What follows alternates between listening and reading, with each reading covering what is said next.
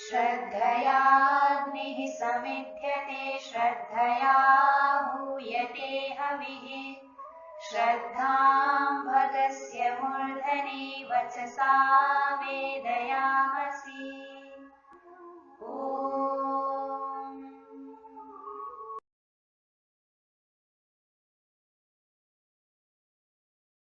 नमस्ते जी।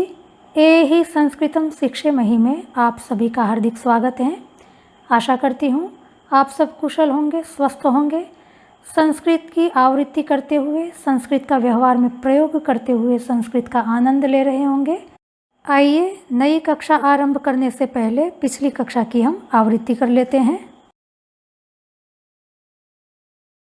पिछली कक्षा में हमने संस्कृत में समय किस प्रकार देखा जाता है उसको देखा था और वाक्य में इसका प्रयोग किस प्रकार करना है यह भी उदाहरण से हमने समझा था। आइए अब अगली कक्षा की ओर आगे बढ़ते हैं।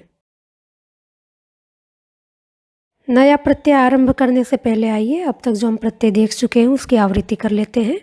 अब तक हम 4 प्रत्यय देख चुके हैं, तुमुंग, त्वा, ल्यप, ल्युट। तुमुन प्रत्यय का उदाहरण है पठितुम। अर्थ होता है के लिए अर्थ के लिए हम तुमुन प्रत्यय का प्रयोग करते हैं।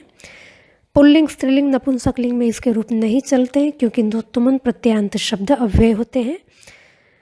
तुमुन प्रत्ययांत शब्द के कर्ता में तृतीय विभक्ति का प्रयोग होता है और कर्म में द्वितीय विभक्ति का प्रयोग होता है। दूसरा प्रत्यय है त्वा। उदाहरण पठित्वा। अर्थ है करके। करके अर्थ का अनुवाद करने के लिए संस्कृत में त्वा प्रत्यय का प्रयोग किया जाता है। यह भी अव्यय है, इसलिए इसके पुल्लिंग, स्त्रीलिंग, नपुंसकलिंग में रूप नहीं चलते हैं। त्वा प्रत्ययांत क्रिया के साथ कर्ता का प्रयोग तो होता है पर वह मुख्य क्रिया का भी कर्ता होता है, अतः अलग से त्वा प्रत्ययांत क्रिया के साथ कर्ता का प्रयोग मिलता नहीं है। कर्म कारक में द्वितीय विभक्ति का प्रयोग होता है। तीसरा प्रत्यय है ल्यप। उदाहरण है आगत्य। अर्थ है करके। करके अर्थ का अनुवाद करने के लिए संस्कृत में ल्यप प्रत्यय का भी प्रयोग होता है। त्वा और ल्यप में इतना ही अंतर है कि यदि धातु सोपसर्ग है तो करके का अनुवाद करने के लिए हमें ल्यप प्रत्ययांत शब्द का प्रयोग करना होगा और यदि धातु उपसर्ग रहित हैं तो हमें करके इस अर्थ का अनुवाद करने के लिए त्वा प्रत्ययांत शब्द का प्रयोग करना होगा। ल्यप प्रत्ययांत शब्द भी अव्यय हैं। अव्यय होने से पुल्लिंग, स्त्रीलिंग, नपुंसकलिंग में इनके रूप नहीं चलते हैं।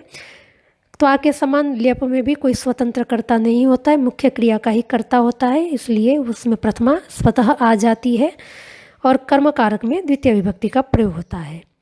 चौथा प्रत्यय हमने जो देखा था ल्युट प्रत्यय था। उदाहरण है पठन। अर्थ है स्वार्थ में। स्वार्थ का मतलब होता है स्व अर्थ। धातु का अपना जो अर्थ है उसी अर्थ में ल्युट प्रत्यय का प्रयोग होता है, अर्थात ल्युट प्रत्यय का अपना कोई अर्थ नहीं है। जो अर्थ धातु का होता है ल्युट प्रत्ययांत शब्द का भी वही अर्थ रहता है, अर्थात पठ धातु का अर्थ होता है पढ़ना तो ल्युट प्रत्ययांत पठन शब्द का भी अर्थ होता है पढ़ना। तो धातु के अर्थ में ही आता है, इसलिए इसको स्वार्थ में माना जाता है। ल्युट प्रत्ययांत शब्द हमेशा नपुंसकलिंग में चलते हैं, पुल्लिंग, स्त्रीलिंग में इनका प्रयोग नहीं होता है। ल्युट प्रत्ययांत शब्द के कर्ता में तृतीय विभक्ति और षष्ठी विभक्ति का प्रयोग होता है। कब तृतीय विभक्ति का प्रयोग करना है और कब षष्ठी विभक्ति का प्रयोग करना है इस बात को हमने ल्युट प्रत्यय को समझते समय अच्छी तरह से देख लिया है और ल्युट प्रत्यय के कर्म कारक में हमेशा षष्ठी विभक्ति का ही प्रयोग होता है।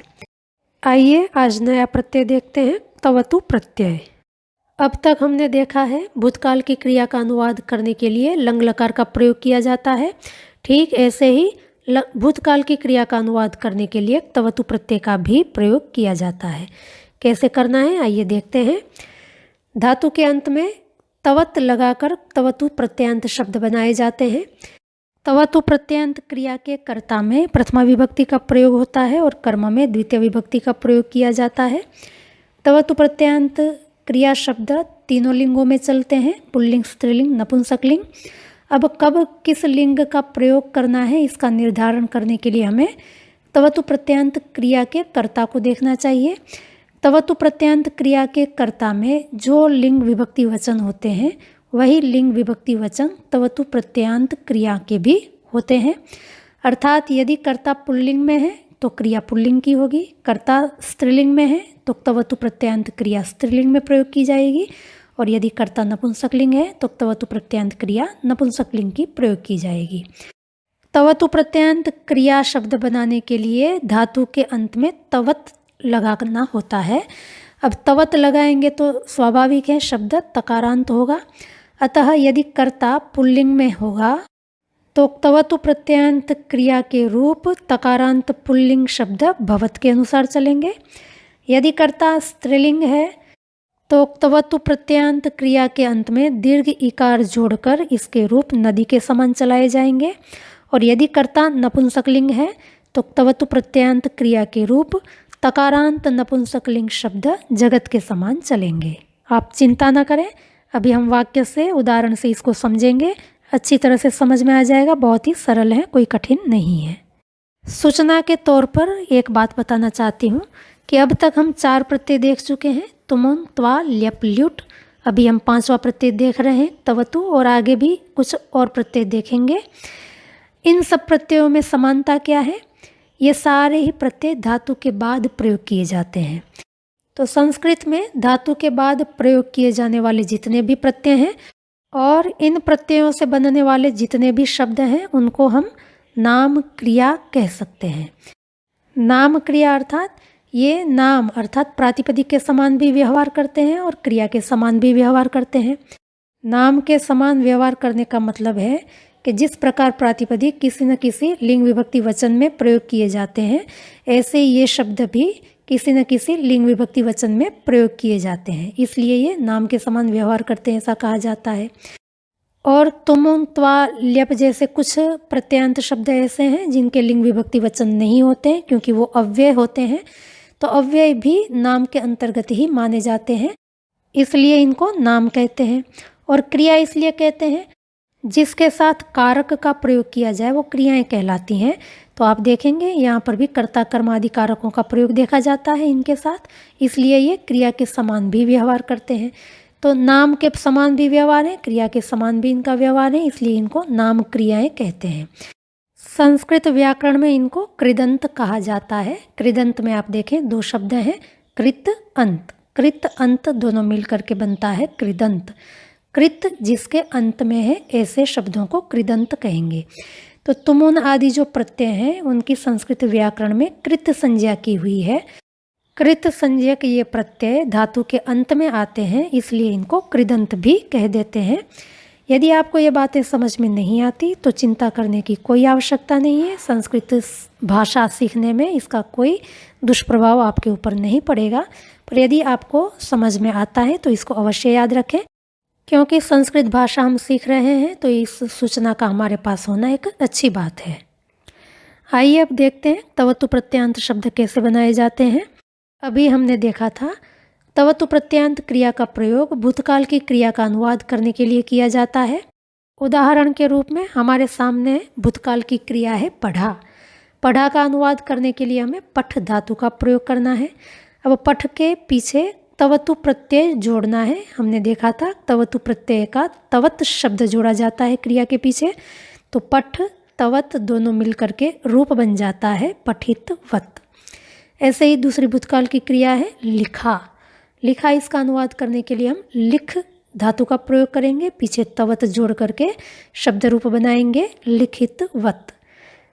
गया, गया इसका अनुवाद करने के लिए हमें घम क्रिया का प्रयोग करना है, घम धातु का प्रयोग करेंगे। घम के पीछे तवत जोड़ेंगे तो तवतु प्रत्ययान्त शब्द बनेगा गतवत। खाया, खाया के लिए खाद धातु तवत जोड़ करके शब्द रूप बन जाएगा खादितवत। ले गया, ले गया इसके लिए नी धातु का प्रयोग करना है, तवत जोड़ करके शब्द बन जाएगा नीतवत। घाया, गाने के लिए घई धातु का प्रयोग करना है, तवत शब्द जोड़कर रूप बनेगा गीतवत। पढ़ाया, पढ़ाया के लिए हम पाठी धातु का प्रयोग करते हैं, अंत में तवत जोड़ेंगे तो शब्द रूप बनेगा पाठितवत। पकाया, पकाने के लिए पाची धातु का प्रयोग करते हैं, अंत में तवत शब्द जोड़कर रूप बनेगा पाचितवत। इस प्रकार पठितवत, लिखितवत, गतवत, खादितवत, नीतवत, गीतवत, पाठितवत, पाचितवत ये सब तवतु प्रत्ययान्त नाम क्रिया के प्रातिपदिक हैं। अब इनके रूप तीनों लिंगों में चलेंगे। कब किस लिंग में चलाना है उसको हम वाक्य से उदाहरण से समझेंगे। यहाँ कुछ उदाहरण के रूप में ही आपको धातुएं दी गई हैं, बाकी धातुओं के तवतु प्रत्ययांत के रूप आपको PDF के रूप में मिल जाएंगे। आइए अब देखते हैं इन क्रियाओं का वाक्य में प्रयोग किस प्रकार किया जाता है। तवतु प्रत्ययांत क्रिया का प्रयोग करते समय हमें इस बात का हमेशा ध्यान रखना है कि तवतु प्रत्ययांत क्रिया के कर्ता में प्रथमा विभक्ति का प्रयोग होता है और कर्म में द्वितीय विभक्ति का प्रयोग होता है, तथा जो लिंग विभक्ति वचन कर्ता में होंगे वही लिंग विभक्ति वचन तवतु प्रत्ययांत क्रिया में भी हमें प्रयोग करने हैं। बस इतनी सी बात याद रहेगी तो तवतु प्रत्ययांत क्रिया का प्रयोग करना अत्यंत सरल हो जाएगा। आइए अब देखते हैं वाक्य में इनका प्रयोग किस प्रकार करना है। वाक्य है आनंद ने वेद पढ़ा। क्रिया है पढ़ा, भूतकाल की क्रिया है। अब तक हमने देखा है भूतकाल की क्रिया का अनुवाद करने के लिए लंग लकार का प्रयोग किया जाता है। पहले लंग लकार में वाक्य बनाते हैं। वाक्य का अनुवाद होगा आनंदः वेदम अपठत्। अब लंग लकार के स्थान पर तवतु प्रत्ययांत क्रिया का प्रयोग करेंगे। क्रिया है पढ़ा, पढ़ने के लिए पठ धातु का प्रयोग किया जाता है। तवतु प्रत्ययांत पठ धातु का रूप बनता है पठितवत्। हमने अभी नियम देखा था, तवतु प्रत्ययांत क्रिया के कर्ता में प्रथमा और कर्म में द्वितीय विभक्ति का प्रयोग किया जाता है, ठीक वैसे ही जैसे हमने लंग लकार में किया है। और एक बात यह भी देखी थी, तवतु प्रत्ययांत क्रियाएं तीनों लिंगों में चलती हैं, पुल्लिंग, स्त्रीलिंग और नपुंसकलिंग। अब यहाँ पर देखना है कि पठितवत् यह क्रिया किस लिंग में चलेगी, तो उसके लिए हमें कर्ता के लिंग को देखना है। कर्ता हमारा आनंद है, वह पुल्लिंग में है, तो क्रिया भी पुल्लिंग की होगी, अर्थात पठितवत् इसके रूप हमें पुल्लिंग में चलाने हैं। अब आप देखें पठितवत् तकारांत शब्द है और इसके रूप पुल्लिंग में चलाने हैं, तो हमें तकारांत पुल्लिंग शब्द भवत के अनुसार इसके रूप चलाने होंगे। भवत के रूप आप सबको अच्छी तरह से याद हैं और आपके सामने भी हैं। आप देखें भवत के रूप में 7 विभक्तियां हैं और संबोधन को मिला दे तो 8 विभक्तियां हो जाती हैं। तो पठितवत् के रूप भवत की कौन सी विभक्ति में चला है, तो विभक्ति का निर्धारण करने के लिए भी हमें कर्ता को ही देखना है। कर्ता हमारा प्रथमा विभक्ति एक वचन में है, अतः पठितवत् इसका भी रूप हमें प्रथमा विभक्ति एक वचन में ही चलाना है। आप देखें भवत प्रथमा विभक्ति एक वचन में रूप बनता है भवान, अतः पठितवत् इसका भी प्रथमा विभक्ति एक वचन में रूप बनेगा पठितवान। अतः वाक्य का अनुवाद होगा आनंदः वेदम पठितवान। है ना कितना आसान। एक छोटी सी बात ध्यान रखनी है कि तवतु प्रत्ययान्त क्रिया के लिंग विभक्ति वचन कर्ता के अनुसार चलते हैं। आइए दूसरा वाक्य देखते हैं। कल भोजन करते समय मुझ पर दाल गिरी। क्रिया है गिरी, लंग लकार का प्रयोग करके पहले वाक्य बनाएंगे। वाक्य का अनुवाद होगा ह्यः भोजन काले मयि सूपः अपतत्। मुझ पर यह अधिकरण कारक है और मुझ पर इसका अनुवाद करने के लिए हमें अस्मद सप्तमी विभक्ति एक वचन का प्रयोग करना है। अब हमें तवतु प्रत्ययान्त क्रिया का प्रयोग करके वाक्य बनाना है। गिरी क्रिया का अनुवाद करने के लिए हम पत धातु का प्रयोग करेंगे। तवतु प्रत्ययान्त पत धातु का रूप बनता है पतितवत्। कर्ता है सूपः। सूप में आप देखेंगे पुल्लिंग प्रथमा विभक्ति एक वचन है, अतः पतितवत् इसका अनुवाद करने के लिए भी हमें पुल्लिंग प्रथमा विभक्ति एक वचन का प्रयोग करना है। पतितवत् इसके रूप भवत के अनुसार ही चलेंगे, अतः पतितवत् पुल्लिंग प्रथमा विभक्ति एक वचन में रूप बनेगा पतितवान। अतः वाक्य का अनुवाद होगा ह्यः भोजन काले मयि सूपः पतितवान। आगे वाक्य है ताई गर्म कपड़े खरीदने के लिए भाभी के साथ बाजार गई। पहले लंग लकार में अनुवाद करते हैं। बाजार को संस्कृत में विपणी कहते हैं, इकारांत स्त्रीलिंग प्रातिपदिक है। भाभी के साथ गई है, साथ का अनुवाद करने के लिए सह अव्यय का प्रयोग करेंगे और सह के साथ तृतीय विभक्ति का प्रयोग होता है, अतः भाभी का अनुवाद करते समय हमें तृतीय विभक्ति का प्रयोग करना है। भाभी को भ्रातृजाया कहते हैं। खरीदने के लिए इसका अनुवाद करने के लिए तुमुन प्रत्ययान्त क्रिया का प्रयोग करेंगे। खरीदने की क्रिया का कर्म है गर्म कपड़े। क्या खरीदना है? गर्म कपड़े खरीदने हैं, तो गर्म कपड़े कर्मकारक हैं।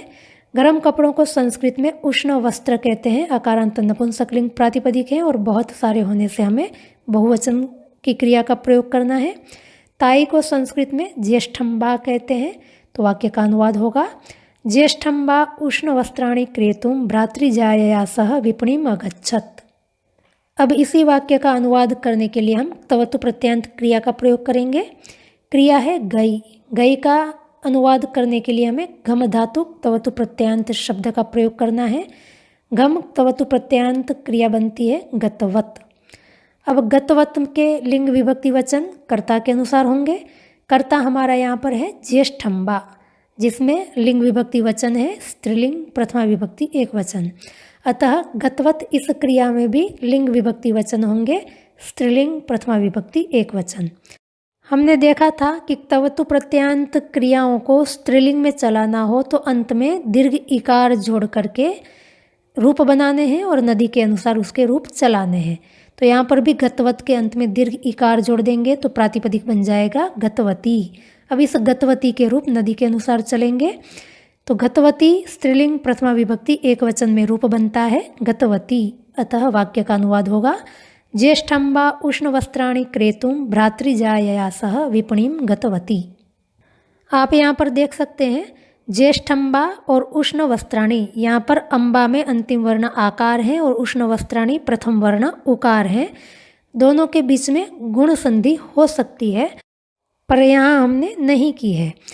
संधि के लिए नियम है कि वाक्य में संधि ऐच्छिक होती है। ऐच्छिक अर्थात हम चाहे तो करें चाहे तो नहीं करें। तो यदि कहीं वाक्य रचना संधि करने पर कठिन हो जाती है, ऐसा लगे, तो वहाँ हम संधि नहीं भी कर सकते हैं। तो यहाँ पर भी हमने संधि इसलिए नहीं की है। यद्यपि ये कहा जाता है कि वाक्य में संधि ऐच्छिक होती है, उसके बावजूद भी जितना भी हमारा संस्कृत साहित्य है, शास्त्र हैं, उन सब में संधि वाक्य में अनिवार्य रूप से करते ही हैं। तो आदर्श स्थिति तो यही है कि संधि की जानी चाहिए। पर क्योंकि अभी हम संस्कृत का अभ्यास कर रहे हैं, संस्कृत भाषा को सीख रहे हैं, तो ज़्यादा क्लिष्ट रचना हो जाएगी तो कठिनाई होगी, इस कारण से संधि हम नहीं कर रहे हैं। आगे वाक्य है चंपा और चमेली ने लौकी उबाल कर बाद में तड़का लगाया। तड़का लगाना अर्थात छौंक लगाया। तड़का लगाने का अनुवाद करने के लिए संस्कृत में भावी धातु का प्रयोग होता है। पाठी के समान इसके रूप चलते हैं। कर्ता यहाँ पर चंपा और चमेली दोनों ही हैं। बाद में इसका अनुवाद करने के लिए हम पश्चात अव्यय का प्रयोग करेंगे। उबाल कर इसका अनुवाद करने के लिए हमें त्वा प्रत्यांत क्रिया का प्रयोग करना है। उबलने के लिए क्वथ धातु का प्रयोग होता है और उबालने के लिए क्वाथी धातु का प्रयोग होता है। क्वाथी के रूप भी पाठी के समान ही चलते हैं। क्वाथी के अंत में त्वा प्रत्यय लगाने से रूप बनता है क्वाथयित्वा। किसको उबालना है? लौकी को। लौकी कर्मकारक है। लौकी को संस्कृत में अलाबू कहते हैं। उकारांत स्त्रीलिंग प्रातिपदिक है। वाक्य का अनुवाद होगा चंपा चमेली च अलाबुम क्वाथयित्वा पश्चात अभावयताम। च और अलाबुम इन दोनों के बीच में सवर्ण दीर्घ संधि होकर के रूप बन जाएगा चंपा चमेली चालाबुम क्वाथयित्वा पश्चात अभावयताम। अब इसका हम तवतु प्रत्यांत का प्रयोग करके अनुवाद करेंगे। भावी धातु से तवतु प्रत्यांत शब्द बनता है भावितवत। वाक्य में हमारा कर्ता है चंपा और चमेली। यद्यपि चंपा भी एक है, चमेली भी एक है, पर कुल मिलाकर के कर्ता है दो। अतः यहाँ पर कर्ता में लिंग विभक्ति वचन होंगे स्त्रीलिंग प्रथमा विभक्ति द्विवचन। अतः भावितवत इस क्रिया में भी हमें स्त्रीलिंग प्रथमा विभक्ति द्विवचन का प्रयोग करना है। भावितवत का स्त्रीलिंग में प्रातिपदिक बनेगा भावितवती। अंत में दीर्घ इकार जोड़ना है और नदी के समान रूप चलाने हैं। तो स्त्रीलिंग प्रथमा विभक्ति द्विवचन में रूप बन जाएगा भावितवत्यौ। अतः वाक्य का अनुवाद होगा चंपा चमेली चालाभुम क्वाथयित्वा पश्चात भावितवत्यौ। आगे वाक्य है अभी इधर से एक गाड़ी उधर गई। पहले अनुवाद करने के लिए लंग लकार का प्रयोग करेंगे। अभी का अनुवाद करने के लिए अधुना अव्यय का प्रयोग होता है। इधर से इसका अनुवाद करने के लिए इतः अव्यय का प्रयोग होता है। उधर गई अर्थात वहाँ गई। वहाँ का अनुवाद करने के लिए तत्र अव्यय का प्रयोग होता है। गाड़ी को संस्कृत में यान कहते हैं। अकारांत नपुंसकलिंग प्रातिपदिक है। अतः वाक्य का अनुवाद होगा अधुना इतः एकम यानम तत्रा गच्छत। अब तवतु प्रत्यांत क्रिया का प्रयोग करके अनुवाद करेंगे। क्रिया है गई। गई का अनुवाद करने के लिए हमें घम धातुक तवतु प्रत्यांत शब्द गतवत का प्रयोग करना है। अब गतवत के लिंग विभक्ति वचन होंगे कर्ता के अनुसार। कर्ता यहाँ पर यान है। यान में आप देखें लिंग विभक्ति वचन है नपुंसकलिंग प्रथमा विभक्ति एक वचन। अतः गतवत का भी अनुवाद करते समय हमें नपुंसकलिंग प्रथमा विभक्ति एकवचन का प्रयोग करना है। अब गतवत तकारांत नपुंसकलिंग प्रातिपदिक जगत के अनुसार इनके रूप चलेंगे। जगत के रूप भी आपको अच्छी तरह से याद हैं और आपके सामने भी हैं। आप देखें, जगत प्रथमा विभक्ति एकवचन में रूप बनता है जगत, तो गतवत का भी प्रथमा विभक्ति एकवचन में रूप बनेगा गतवत। अतः वाक्य का अनुवाद होगा अधुना इतः एकम यानम तत्र गतवत। एक और वाक्य देख लेते हैं। कल आंधी के कारण नीम के बहुत सारे पत्ते झड़ गए। झड़ गए अर्थात गिर गए। गिरने के लिए हम पत धातु का प्रयोग करते हैं। पहले लंग लकार में वाक्य का अनुवाद करेंगे। पत्तों के लिए पत्र प्रातिपदिक का ही प्रयोग होता है। बहुत सारे यह पत्तों का विशेषण है और उसके लिए हमें बहु इस प्रातिपदिक का प्रयोग करना है। नीम को संस्कृत में निम्ब वृक्ष कहते हैं। अकारांत पुल्लिंग प्रातिपदिक है। पत्ते किसके थे? नीम के थे, अर्थात पत्तों का नीम के साथ संबंध है। संबंध में षष्ठी विभक्ति का प्रयोग किया जाता है। किस कारण जड़ गए? आंधी के कारण। आंधी को संस्कृत में वात्या कहते हैं। आकारांत स्त्रीलिंग प्रातिपदिक है। हमने नियम देखा है कि स्त्रीलिंग वाची कोई शब्द यदि हेतु बन जाए, कारण बन जाए, तो उसका अनुवाद करने के लिए हम तृतीय विभक्ति का प्रयोग करते हैं। अतः हमें आंधी के कारण इसका अनुवाद करते समय वात्या शब्द में तृतीय विभक्ति का प्रयोग करना है। बीते हुए कल के लिए अव्यय शब्द है ह्यः। अतः वाक्य का अनुवाद होगा ह्यः वात्यया निम्ब वृक्षस्य बहुनि पत्राणि अपतन्। नीम के लिए हम केवल निम्ब शब्द का भी प्रयोग कर सकते हैं, वो भी अकारांत पुल्लिंग प्रातिपदिक ही है। अब हम तवतु प्रत्ययान्त क्रिया का प्रयोग करके अनुवाद करेंगे। पत क्रिया के अंत में तवतु प्रत्यय लगाने से रूप बनता है पतितवत। पतितवत के लिंग विभक्ति वचन का निर्धारण करने के लिए हमें कर्ता देखना है। कर्ता है पत्ते। पत्ते में आप देखें नपुंसकलिंग प्रथमा विभक्ति बहुवचन का प्रयोग हुआ है। अतः पतितवत इसका अनुवाद करने के लिए भी हमें नपुंसकलिंग प्रथमा विभक्ति बहुवचन का प्रयोग करना है। जगत प्रथमा विभक्ति बहुवचन में रूप बनता है जगंती। अतः पतितवत इसका भी अनुवाद करते समय नपुंसकलिंग प्रथमा विभक्ति बहुवचन में रूप बनेगा पतितवंती। अतः वाक्य का अनुवाद होगा ह्यः वात्यया निम्ब वृक्षस्य बहुनि पत्राणि पतितवंती। आशा करती हूँ आपको अब तवतु प्रत्ययान्त क्रियाओं का प्रयोग किस प्रकार करना है अच्छी तरह से समझ में आ गया होगा।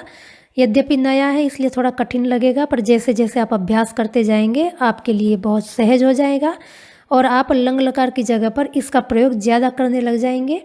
आप देखेंगे कि जो संस्कृत बोलते हैं ध्यान देंगे तो पता चलेगा कि भूतकाल की क्रिया का अनुवाद करने के लिए वह ज़्यादातर तवतु प्रत्ययान्त शब्दों का प्रयोग करेंगे, पर आपको दोनों का ही अभ्यास रखना है, लंग लकार का भी और तवतु प्रत्ययान्त शब्द का भी।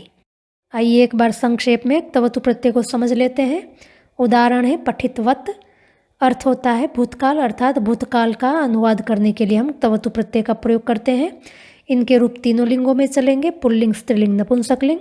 पुल्लिंग में प्रातिपदिक पठितवत ही होता है, पर प्रथमा विभक्ति एक वचन में रूप बन जाता है पठितवान। भवत के अनुसार रूप चलते हैं। स्त्रीलिंग में अंत में दीर्घ इकार जोड़ करके प्रातिपदिक बनता है पठितवती। इकारांत नदी प्रातिपदिक के अनुसार रूप चलते हैं। प्रथमा विभक्ति एक वचन में रूप बनता है पठितवती। और नपुंसकलिंग में प्रातिपदिक होता है पठितवत, जगत के अनुसार रूप चलते हैं, अतः प्रथमा विभक्ति एक वचन में रूप बनता है पठितवत। तवतु प्रत्ययान्त क्रिया के कर्ता में प्रथमा विभक्ति और कर्म में द्वितीय विभक्ति का ही प्रयोग होता है, और तवतु प्रत्ययान्त क्रिया के लिंग विभक्ति वचन कर्ता के अनुसार होते हैं। आज का पाठ यहीं तक रखते हैं। यदि आपको समझने में कहीं कोई कठिनाई आई हो तो आप हमें अवश्य पूछें। आपकी समस्याओं का समाधान करने का हम अवश्य प्रयास करेंगे।